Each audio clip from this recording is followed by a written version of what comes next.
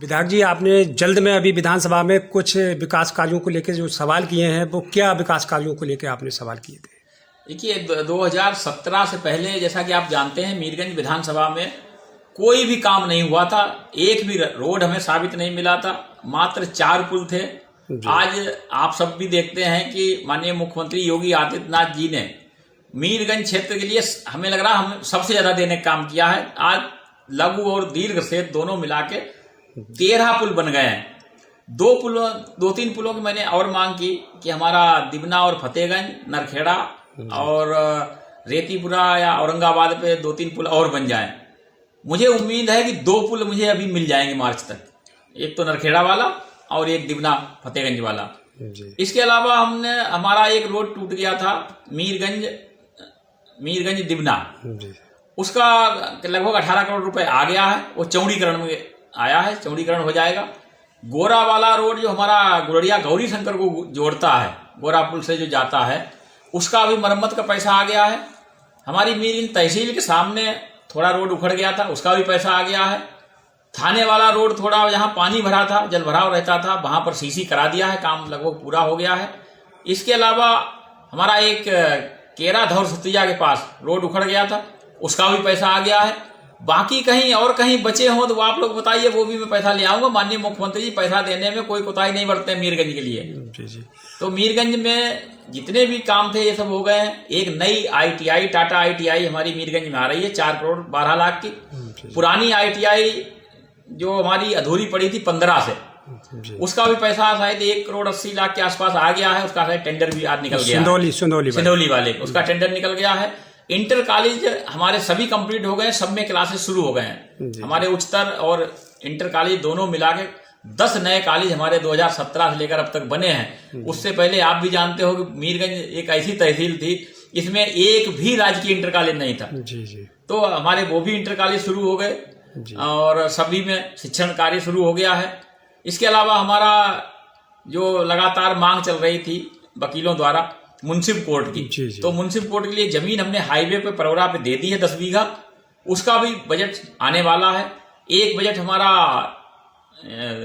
अग्निशमन केंद्र मीरगंज में लगभग 15 करोड़ का, उसका भी बजट आने वाला है। इसके अलावा रोडवेज का बस अड्डा हमारा बनके तैयार हो गया है। माननीय मंत्री जी से मेरी वार्ता हो गई है।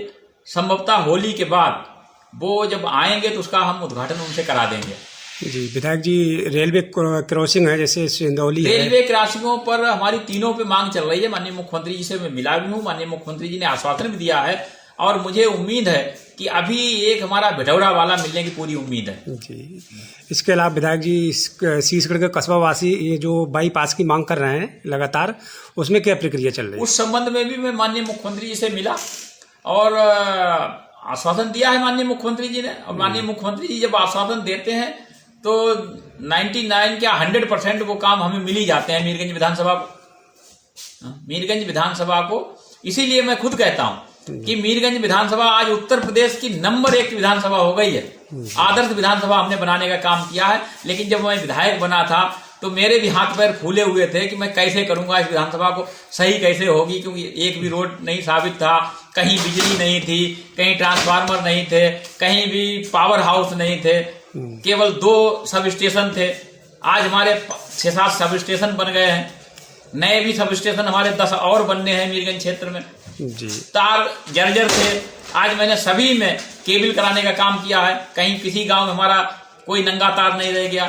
एक बड़ी समस्या हमारी खादर में हुआ करती थी कि कैंसर प्रभावित हमारा बहरौली का एरिया जो है, रामगंगा के तराई बेल्ट का, वो कैंसर प्रभावित हुआ करता था। वहां पर 38 STP यूनिटें लगवा कर उसको भी समस्या को दूर करने का काम किया गया।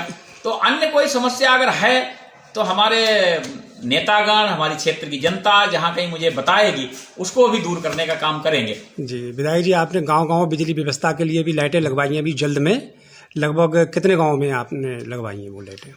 देखिए, ऐसा कोई गांव नहीं है जिसमें 2-3 से लेकर 10-10, 12-12 लाइटें ना लग गई हों। वो गांव छोटे बड़े के हिसाब से हैं। और मैं तो कहता हूं जहां पर हमारे धार्मिक स्थल हैं, जहां पर कोई हमारी शिक्षण संस्थान है, जहां पर हमारा अन्य कोई ऐसा सार्वजनिक स्थान है जहां पर हमारे लोग ज्यादा रात में आवागमन रहता है, वहां पर क्षेत्र की जनता और क्षेत्र के हमारे नेतागण जो बताते हैं मैं वहां पर देता हूं और भी देने का काम करूंगा। जी विधायक जी, एक जानकारी और लेना चाहेंगे, जैसे सड़कों के किनारे यात्री साइड न होने की वजह से लोगों को परेशानी होती थी, आपके द्वारा कितने यात्री साइड बनवाए गए हैं? लगभग हमारे समझ लगभग 30 के आसपास बन गए हैं, और जहां पर और डिमांड आएगी उनको भी मैं देने का काम करूंगा। जी, तो विधायक जी, होली का समय भी आ रहा है, तो अपने क्षेत्रवासियों को होली के लिए क्या संदेश देना